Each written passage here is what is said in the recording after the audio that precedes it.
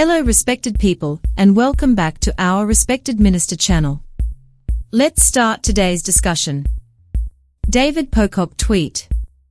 Access to safe, affordable housing is something every Australian should have.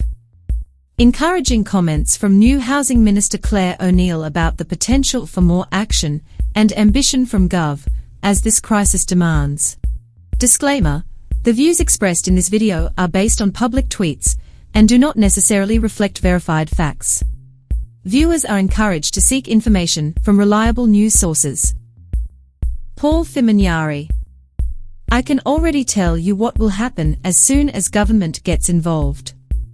They will pump absurd amounts of money into the system and call it a housing policy of some description, because that's the only thing they know how to do.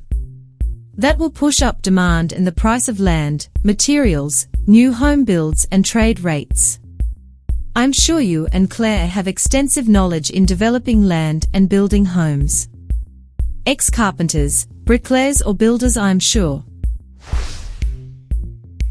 Naypost.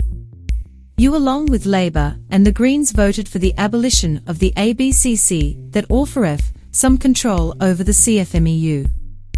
They add 30% to construction. Spare us the crocodile tears. You had a chance to do something about housing affordability, but failed miserably. God Emperor Grubber. She is quite literally one of the primary instigators of the latest phase in Australia's housing crisis. Any public figure that refuses to discuss demand is part of the problem, and almost certainly FOS. Jake. I could tell her how to fix it, but she will contract an ALP unionist who will get it completely wrong.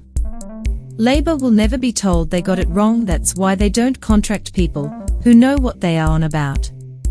The first place to start is not sitting around a table talking to politicians and unionists. That's what she will do until election is called, and then it's someone else's problem. Paul Toohey. You should know by now, in politics, talk is cheap. The taxpayers or voters actually wants to see physical progress. What has the federal government actually done since it gained office in May 2022? Why was the portfolio changed, and in this statement were all the promises fulfilled? A census. Good to hear. Please have a look at our Arden section in this #Metaloop blog post to see how optimized PRT revenue surpluses can, via green and covered bonds, finance more affordable, accessible housing ASAP. Thank you respected people. Please share your views in the comment box.